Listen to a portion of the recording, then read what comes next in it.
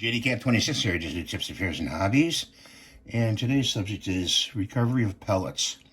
I recovered some pellets I would say about 800 rounds, but most of them were damaged. But I'm going to show you what we recovered. First off, we recovered 22, and we covered all those 22s. They're perfect shape, and the skirts are fine and everything else. Then we recovered 177, which is considerably less, even though the 22 is bigger.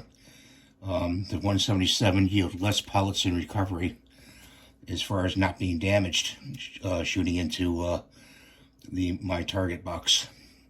So my point is, if you're going to choose a pellet gun, and you want an all-around pellet gun, if you want to do pesting and this and that, I would choose the 22 over the 177.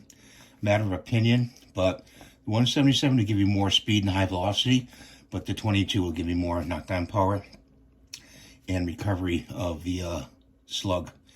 But so I'm going to save these, and I'm going to put them in this tin right here and save these as well. But if you have any questions about this, please let me know in the comments below, and be glad to tell you about it. And I'll show you this slug.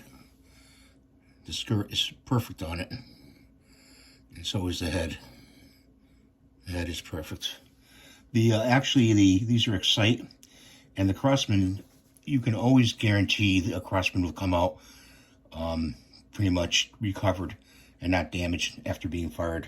These are all fired pellets, by the way. I failed to mention it. These are Excite pellets and Gamma pellets right here. But I choose 22 in shooting mostly, and I had picked up some 177 caliber, like Gamma pellets, and I shoot those out of these CO2. I have a couple revolvers that take 177, which is too bad because I really like the 22. So thanks for watching. Have a great day. Please rate and subscribe and give me the thumbs up. And we'll see you in the next video. See you for now.